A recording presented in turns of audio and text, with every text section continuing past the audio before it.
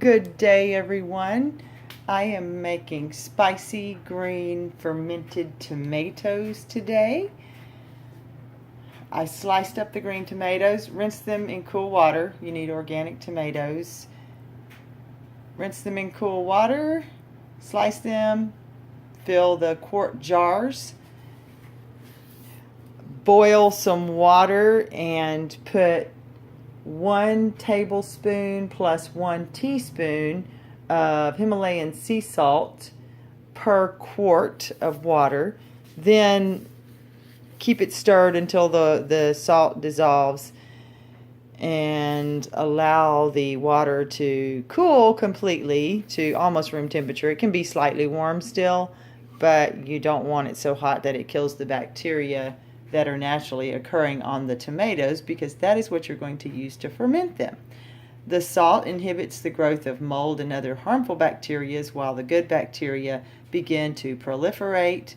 You will see. So anyway, here we go. I've got this in here. I used some chili sauce that I made from my garden. It's just blended chili peppers that I added sea salt and fermented them last year. I added that to it for some spice. You do not have to. All you need is the green tomatoes and the saltwater brine, but you can add anything else. I added some pepper. You can put spices in there. I really just like it with the salt, pepper, and the jalapeno with chili sauce because I like them spicy. And so now I'm going to pour the water in. I filled them up with the saltwater brine. And since this is a short-term ferment, it's only going to be on the counter for 3 to 5 days. Then I'm not putting a weight. Normally you can put a weight because you definitely want the things that you're fermenting to stay under the water so that they do not get exposed to the air and begin to oxidize or develop mold. After I put the lids on, then I loosen the lid just a little to allow for the release of gases as it ferments. Tomorrow at this time, between 24 and 48 hours after you've begun your ferment, you'll start to see bubbles coming up. Actually, with it being warm, it's almost the end of June. It'll probably even happen earlier. But in the morning or tonight, I'll tighten and I'll do this just to redistribute the spices and the salts in case they haven't all been dissolved. Just make sure you tighten the lid before you do that. You're going to want to do this every day a couple of times. Since we're not using weights, that will prevent the issue of some of the things floating to the top and becoming oxidized or anything. So you tighten to do your little shake, and then you're going to loosen the lid again.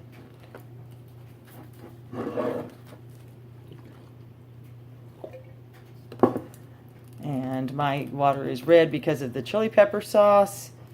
You do not have to use that. And then you're just going to let them sit. Make sure you definitely want to see bubbles a couple of days in, if not before. That means everything's going well and that the pH in the mixture has dropped. And that is your key, that it's a good ferment and that it's going to prevent any bad bacteria like botulism or salmonella or anything like that from developing. Just start with clean containers, and when I say clean containers, I just mean wash them in hot water and a mild detergent or of some sort. I just use plain liquid Castile. Wash them, rinse them very well, and that's it. It's super easy, super quick. Date them, put them in the fridge. 3 to 5 days in, you can just sample them and see how they taste and see until you like it. Just you can let them continue to ferment however long you want, well, to a point, because different vegetables become soft at different points. So I find that tomatoes, 3 to 5 days is ideal.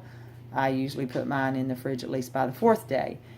And then you can keep them in the fridge for up to a year, probably more. I have kept some up to a year on a regular basis, but then usually I've used just about everything up by the year point. However, I do have some that I did last July, and it's coming up on July, and I still have 3 or 4 jars, and I will continue to eat them as long as they smell good, taste good, look good.